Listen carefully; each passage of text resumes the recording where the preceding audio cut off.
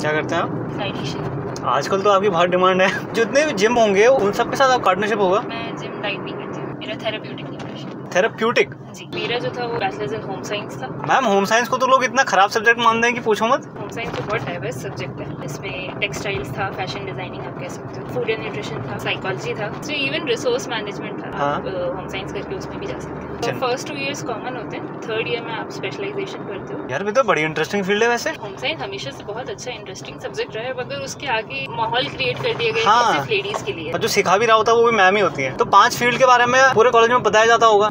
Textile, food and nutrition, resource management और फिर fourth psychology. ऐसा मिथ बना दिया गया है कि होम साइंस तो बेइज्जती वाला लगता है। मेरे माइंड में भी वही कंसेप्ट है जो सबके होता है कि home science is all about cooking. तो मैंने क्या किया, मैं अपने होम साइंस की टीचर के पास गई। She herself was a dietitian actually, and when she told me all about this, that got me inspired कि नहीं मुझे भी अब यही करना है। हाँ।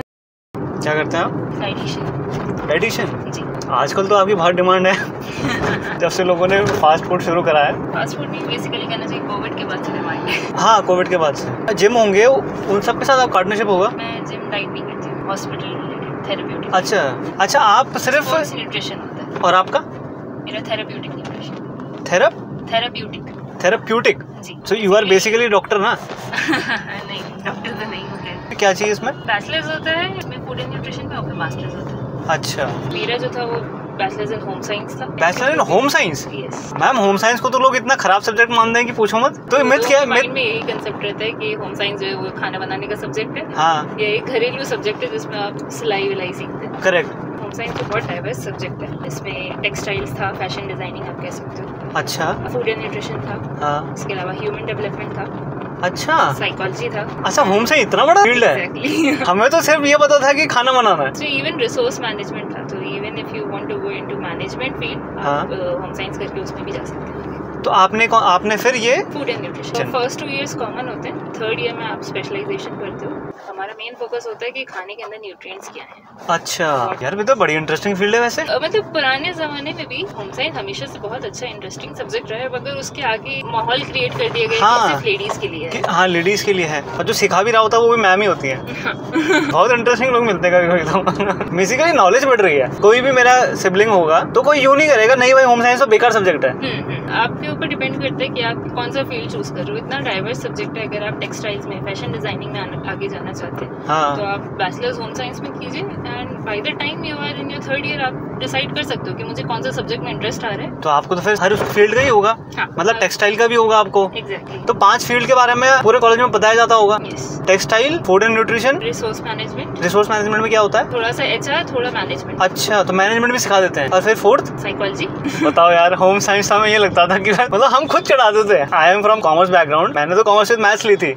पर जब जिन्होंने यूं ली थी ना कॉमर्स विद होम साइंस, तो हम यूं बोलते थे हाँ भाई जा रहे हो खाना बनाने।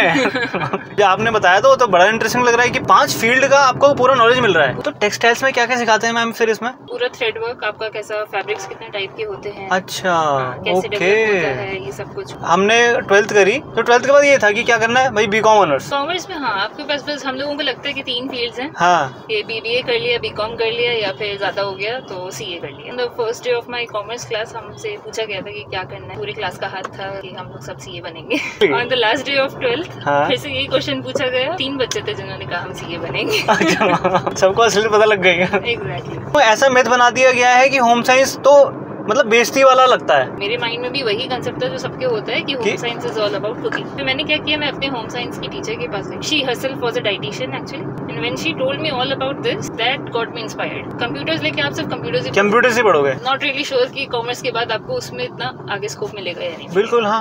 आप किसी से भी पूछोगे अगर कि एक डाइटिशियन जो कॉमर्स बैकग्राउंड से, तो उन्हें बड़ा अजीब अटपटा सा लगता है। हाँ बिल्कुल हाँ। सकता है कि कोई डाइटिशियन जो है वो कॉमर्स बैकग्राउंड से। हाँ। This home science help me in changing my field. Commerce लोगे तो आपको BCom करना है, PCM लोगे तो इंजीनियर, PCB लोगे तो डॉक्टर बनना है, बस इतनी fields. When you actually doing a job then you understand कि इतनी सारी फील्ड्स और भी हैं जिसमें आप ट्राई कर सकते हो। और फिर जब आप निकल जाते हो ना तब क्यों लगता है यार अभी इसको कैसे ट्राई करें। और टीचर वगैरह भी नहीं बताते, मेन बात ये है। कभी मैंने नहीं सुना कि 11th में किसी ने बोला होगा मेरे को टेक्सटाइल में जाना है। हाँ। मतलब कि इतनी वास्ट फील्ड है, सोचो टेक्सटाइल तो बहुत वास्ट फील्ड है। जैसे आप होम साइंस में नहीं आते तो आप क्या ही करते फिर कॉमर्स के बाद? मेरे पास सेकंड ऑप्शन BBA था। BBA वही ना, सबके पास BBA, BCom, CA, CS। Even BBA में भी आगे जाके बहुत सारे ऑप्शंस हैं।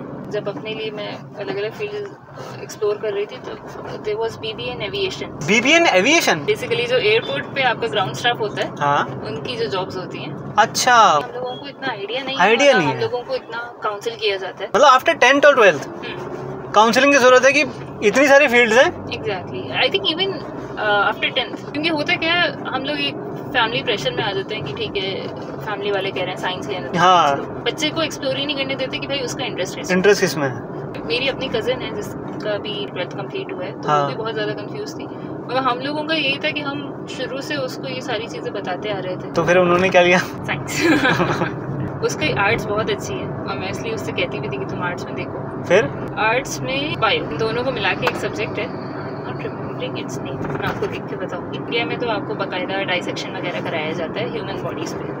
ओके, काफ़ी कंट्रीज में ये चीज़ अलाउ नहीं होती है, so they use that VR, virtual reality and all presentations and all that, okay, to show you how each organ works. So there is a field especially for people who are interested in designing कि वो उन organs का और पूरी human body का, animals का diagram and structures बनाए। भाई साहब ये तो बड़ी अलग फील्ड है। Yes, और पूरी इंडिया में आई थिंक एक कॉलेज था बस जिसमें ये सब्जेक्ट पढ़ाया जाता। अच्छा, ऐसी फील्ड है? ये कौन सी फील्ड है मैम? मुझे इसका नाम याद नहीं। काफ़ी अच्छा लगा मैम आपसे मिलके, मतलब आपने ऐसी फील्ड का ज्ञान खोला है ना जिसको हम सोचते थे कि कोई फील्ड ही नहीं है। राइट।